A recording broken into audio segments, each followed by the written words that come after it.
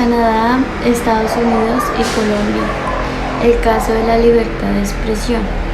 Canadá y Estados Unidos comparten lenguas comunes y un estilo de vida muy similar.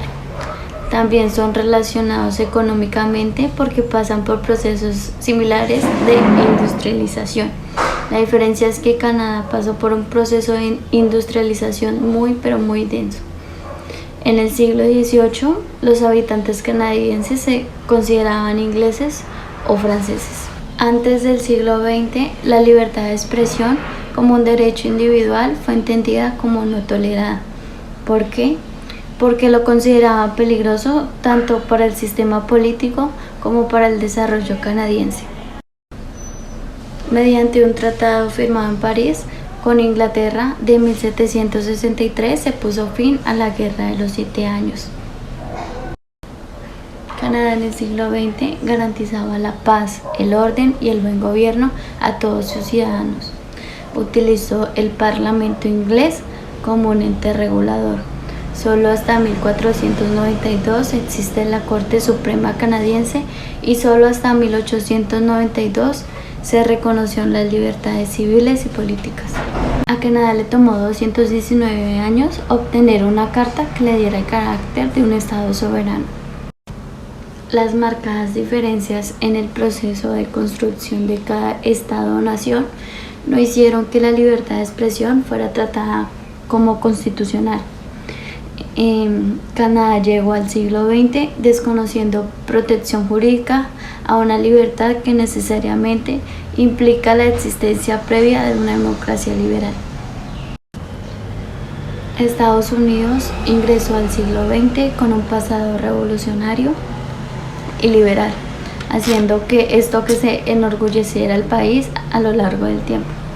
Estados Unidos tiene una disposición específica desde 1791, la cual a través de un sistema logra equilibrar las acciones del poder público, estableciendo una república y un gobierno federal en un país totalmente soberano, a lo que hoy llamamos derechos fundamentales o derechos de primera generación. El gobierno federal de Estados Unidos garantiza la adquisición de la vida, la libertad y la felicidad. De esta manera se vuelven principios legales que se han desprendido de los Estados Unidos, a lo que hoy reconocemos como derecho de las personas. La Constitución de Estados Unidos fue el conciencia de élite integrada por hombres blancos de cada colonia para intereses comerciales, políticos y hasta familiares. Al finalizar el siglo XIX, ambos países estaban más preocupados por el desarrollo económico que por las manifestaciones del pensamiento individual. Adicionalmente, se crearon unos bancos y se utilizó la donación de tierra para impulsar las empresas de transporte, en especial los ferrocarriles. A esto le demandaron y le agradecieron a los granjeros porque por ello se implicaba vender a un buen precio los productos al oriente de su respectivo país. En Estados Unidos y Canadá, la verdadera democracia no se había instalado en las donaciones al iniciar el siglo XX. Solo hasta 1970, Estados Unidos reconoció mediante la enmienda 26 la posibilidad de que los estados crearan alguna clase de limitación al voto de los ciudadanos y así se eliminó el último de los escollos legales para la democracia plena. Para empezar a hablar de Colombia, es impensable mencionar que nuestro país, después de la terminación de la Guerra Fría, se vio en la obligación de ubicarse en una posición de respaldo constante a Estados Unidos, y esto afectó la democracia, y desde la terminación de los años 80, nuestro país ha intentado tratar de recuperar este sistema democrático a una condición más óptima. Colombia en 1821, luego de pasar por una guerra de independencia, inmediatamente creó la Constitución Política Provisional, la cual respaldaba la creación de la Gran Colombia. La independencia de Colombia ha sido percibida de manera inestable y esta inestabilidad se debe a que no existía un sistema socioeconómico fundamentado porque existió una gran cantidad de riquezas, pero no existían los mercados. Colombia se concentró a finales del siglo XIX, trató de realizar el sistema básico del sistema socioeconómico, pero no le fue posible. Llegaron al siglo XX sin ni siquiera haber podido crear una estructura vial para conectar el país interiormente y mucho menos exteriormente. Para comenzar a hablar de la libertad de expresión, comenzamos con la creación del primer periódico de Colombia, que fue en 1971, el cual logró revelar la crisis por la cual estaba presentando Colombia en esa época, y solo logró llegar a muy pocas suscripciones y personas, lo cual generó un muy bajo impacto. También es importante recalcar que en Colombia la libertad de imprenta aparece sistemáticamente en cada constitución de 1821, incluso hasta en la dictadura de Bolívar. A medida que el desarrollo socioeconómico se iba consolidando en diferentes regiones, asimismo se iba consolidando la actividad periodística, pero esta necesitó de un siglo para poder completarse. En Colombia, la libertad de prensa era entendida como libertad de expresión, y frente a la tensión que existe entre autoridad y libertad, es solo hasta 1991, desde la Constitución política, que la libertad logra ceder gracias a esto y al cambio del orden jurídico y a las decisiones que la Corte Suprema ha logrado optimizar.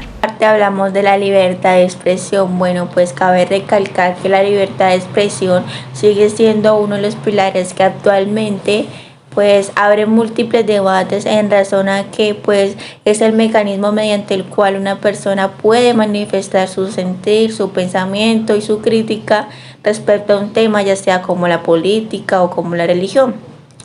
También respecto al sistema político, económico y algún estado, como personas que conforman un conglomerado y mediante un contrato social escrito por Jean Rousseau. Bueno, ¿qué explica esto? Bueno, esto manifiesta que las personas han dejado las armas para que solo algunos las utilicen. Solo quedan a las demás personas, se pueden establecer su punto de vista desde la vivencia que tenga la persona desde el Estado.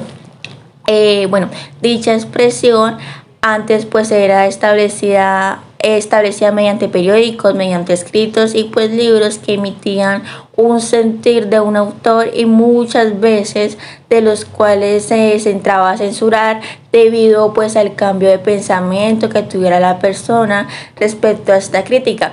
Por lo que el tema a tratar pues generalmente era el respecto a un aspecto sensible para las personas respecto a la cultura de un conglomerado, en asuntos de ética, en asuntos de moral y en asuntos de religión, motivo pues por el cual en varias ocasiones se creó un versus entre lo que la persona expresara respecto a un tema, es decir, se manejó lo que se debía difundir a las personas y lo que no, creando pues así una brecha que una persona puede tener una parte de información, pero pues no las otras, es decir, generando una desinformación para las personas. Y pues actualmente se puede observar que tenemos un exceso de información, ya que pues el internet tenemos acceso a información, pero pues el problema es que se añade dicho acceso ha generado desinformación, por lo que todas las noticias no son reales o pues son una fuente de confianza, teniendo así la persona infiltrar su información y tener un sentido crítico para analizar dicha noticia. La libertad de expresión surgió con los países de la libertad de prensa, ya que los mismos establecían diferentes formas para difundir la información. Las publicaciones eran un contexto político-religioso, los cuales eran llamados corantos. Estos tomaron fuerza con los acontecimientos políticos que llevaron al triunfo del Parlamento. En la fecha de 1666 se originó el primer periódico oficial llamado London Gazette. En el siglo XVII, antes de la aparición de los periódicos, se encontraban libros de oraciones, ediciones de la Biblia, crónicas, etc. generando influencia para que la misma pudiese ser conocida como el siglo de los derechos en Inglaterra, surgiendo a su vez el habeas corpus, Bill of Rights, entre otros, generando la derrota de los mecanismos de censura previa. Una de las grandes fuerzas revolucionarias mediante la libertad de expresión fue el protestantismo.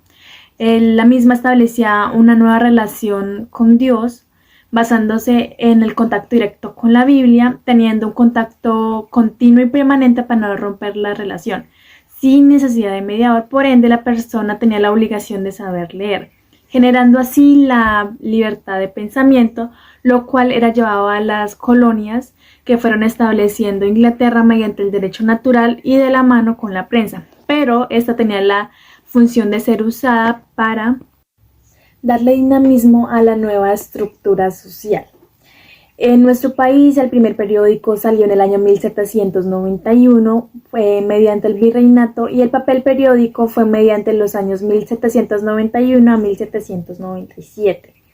Este reveló algunas preocupaciones, ya que dicha ilustración no alcanzó más que 100 suscriptores nacionales, teniendo así poco impacto en la cultura jurídica y debate público. En nuestro país, la libertad de expresión se encuentra en la Constitución Política en su artículo 20. Siendo el resultado de la evolución de la historia, es evidente que la libertad de expresión muchas veces genera caos en razón a que el sistema político no le conviene que sean difundidas dichas información, y también por el hecho de que muchas veces se puede establecer como injuria o calumnia en razón a que pueden ser usados los medios de información para ello. Por eso, mediante la regulación constitucional, mediante la acción de tutela, se da garantía al derecho a la libertad de expresión mediante no se transforme en una medida que daña a la sociedad y sus pilares fundamentales, en razón a los peligros que trae la misma, ya que la desinformación ha sido el arma más letal que ha tenido la humanidad.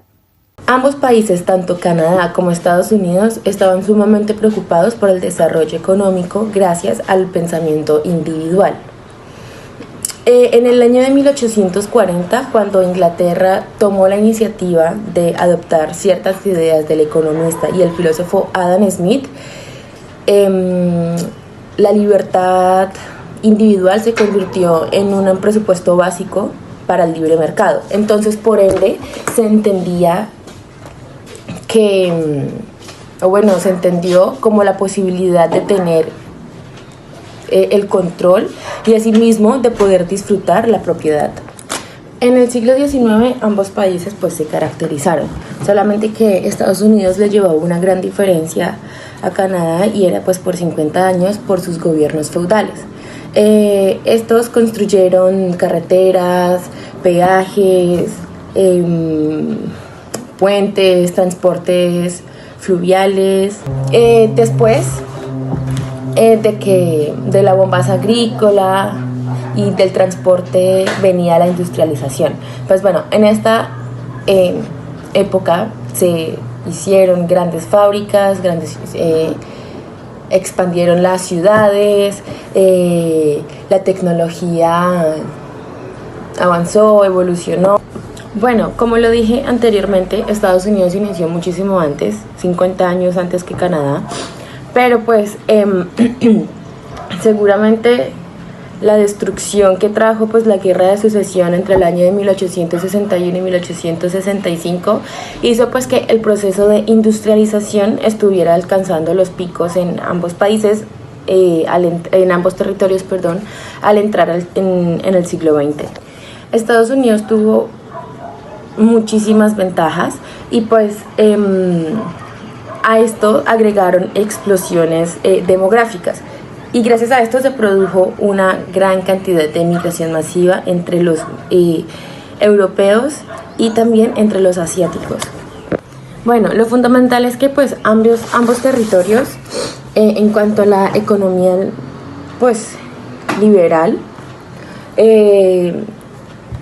esto fue una satisfacción a sus necesidades básicas de propietarios, y el hecho de ser propietarios tenían el derecho y el poder de votar en cada lugar. Por lo tanto, las personas que no eran propietarias, estas personas no tenían ni voz, ni voto, ni derecho, ni poder a ser votantes. y tampoco ellos contaban con los mecanismos suficientes para poder hacer valer y respetar sus derechos individuales. A los derechos fundamentales, como los entendemos hoy, en ese entonces no fue de mayor protección en ninguno de los territorios. Y ellos no constituían